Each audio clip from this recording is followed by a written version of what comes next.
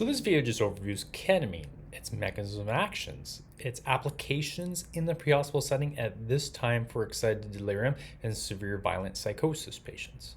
Overall, ketamine's a fairly safe medication when dosed appropriately and given to those patients that specifically need sedation because, again, excited delirium, severe violent psychosis. Because if we could kind of establish what's the best sedative in the prehospital setting, there's no research to actually conclusively substantiate which one is superior over the other. But if we could just create any sedative agent we want, we'd want it to be fast acting. We wanted it to have limited side effects. We would want it to wear off fairly quickly and overall just achieve the least amount of sedation to make it all safe for everyone on scene, including the patients themselves. So ketamine fits a lot of those bills because, again, it's very versatile. You can achieve different effects depending on the dose, but it does come with side effects. Every sedative agent that is available can come with side effects, and we have to be cognizant of that. So ketamine kind of started to become into medicine in the Vietnam War.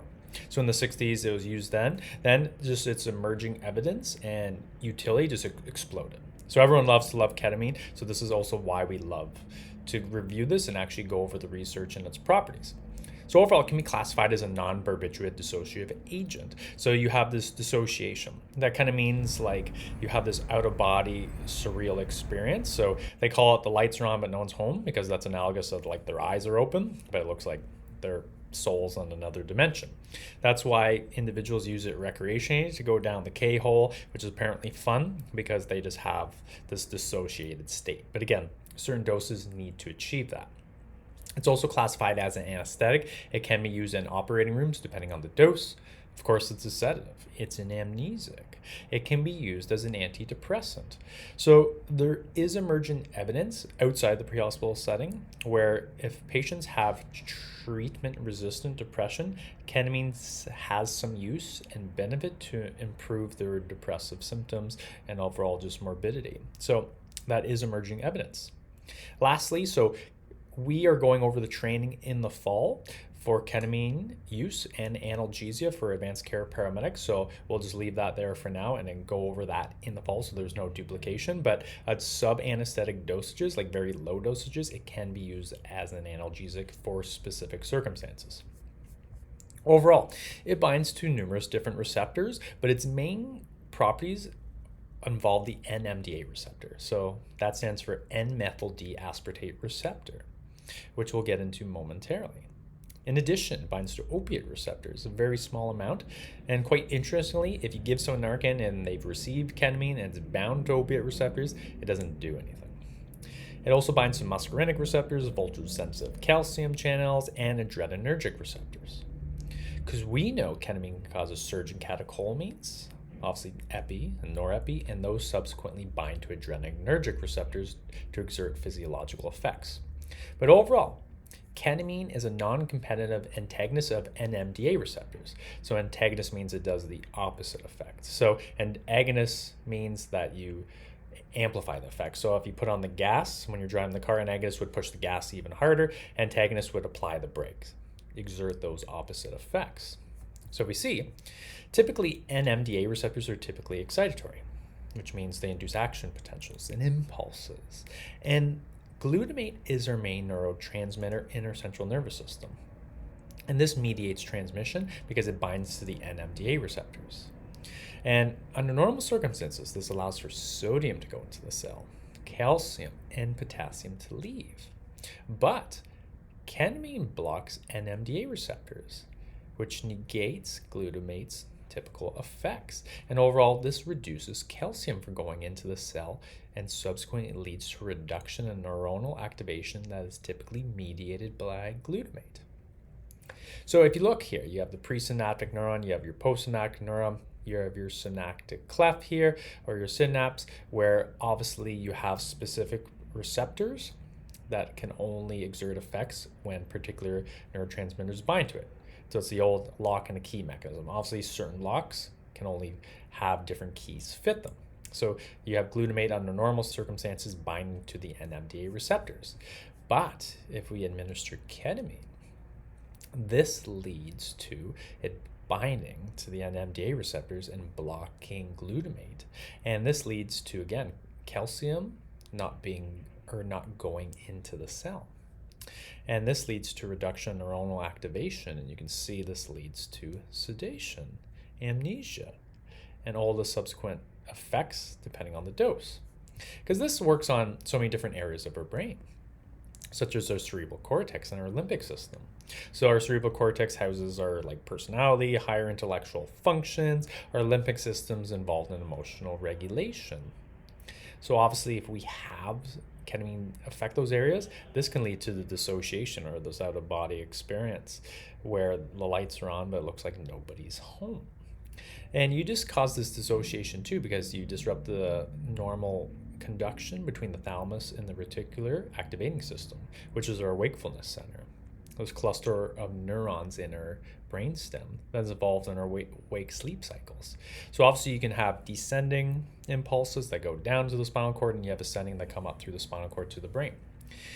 The RAS sends impulses to the thalamus, which is kind of this relay station that takes these impulses and distributes them throughout the brain. But if you disconnect that connection by giving ketamine, this can obviously lead to sedation and overall dissociation. And the reason why ketamine works so quickly, and that's why it's beneficial, especially for those experiencing excited delirium and severe violent psychosis, is you need a medication now to kind of make it safe for everyone, because it's lipid soluble. And that means it can cross the blood-brain barrier, because only certain things can cross it, and being lipid soluble is one of them. So that's why it works quite quickly. Then overall the benefits. Ketamine does have some benefits in comparison to most sedative agents, because other sedative agents are likely to reduce their breathing depending on the dose, possibly their blood pressure too.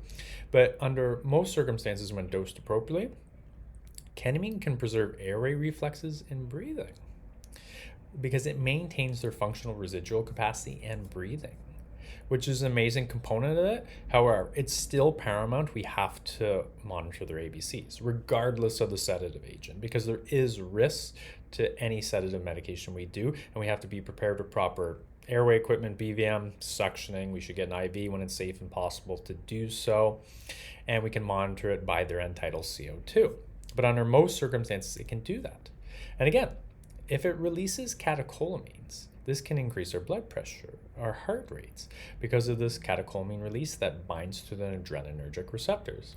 So you can see how this would be beneficial in patients that are manifesting with hypotension.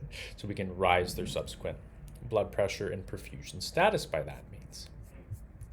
And again, it preserves their airway reflexes, but this is the most interesting part. If you look at a lot of systematic reviews and meta-analyses, if paramedics give ketamine in the pre-hospital setting, it leads to a higher risk of in-hospital intubation in comparison to pre-hospital midazolam and other antipsychotics that are administered globally. And that can't just specifically be caused by ketamine, the authors state, because a large percentage of these patients would be indicated for an intubation regardless of the sedative agent, just from their underlying pathology or pathologies. But again, it still comes with risk because we know the emergence reaction can happen. This happens in less than 5% of patients usually. And if you look at the precipitating factors, it's usually fast push by an IV. It's usually from a higher dose, and it's usually younger patients. And this emergence reaction is these amplified hallucinations, delirium, vivid dreams, so it kind of amplifies their underlying state, and it's recommended we patch at that point to the base hospital physician to give midazolam to hopefully sedate them appropriately and effectively. But it is a risk. And if we look at the inverse of the positives of someone's hypotensive and we give them ketamine, that could potentially rise their blood pressure. If we have somebody that's in excited delirium or severe violent psychosis, they're probably having such a surge of their own endogenous supplies of catecholamines, so their blood pressure could be 200 on 100. What if they're having an intracerebral bleed and their blood pressure's through the roof and they're experiencing severe violent psychosis? If we give them ketamine, that could potentially raise it even more, which could subsequently rise their intracranial pressure and increase risk of cerebral herniation.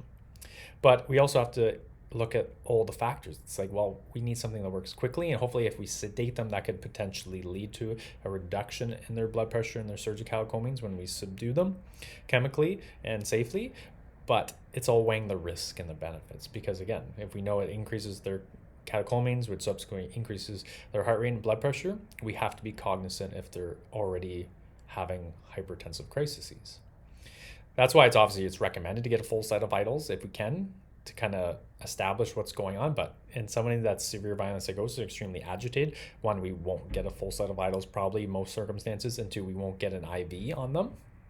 And that's why it's reserved for the intramuscular route, partly because one, you probably won't get an IV, and two, the adverse events are reduced when we give it by the intramuscular route in comparison to the intravenous route, because it's more bioavailable, exerting more physiological effects and potentially negative consequences. And again, that just substantiates what we were speaking to earlier, a higher intubation rate in the ED post-administration of ketamine versus midazolam and other antipsychotics. And this can be extended to other side effects, because some circumstances, ketamine can lead to laryngospasm from this increased muscle tone, where it causes the larynx to kind of contract, and this leads to laryngospasm that obviously leads to hypoxia and hypercapnia because they're not breathing effectively. Alternatively, it can lead to this hypersalivation. So this is caused by this dysregulated parasympathetic response, where it just creates this excessive amounts of saliva. And sometimes if you have hypersalivation, that'll stimulate laryngospasm as well, just from this excess salivation. And obviously that is pretty problematic, and we need to rectify that immediately. So this can happen.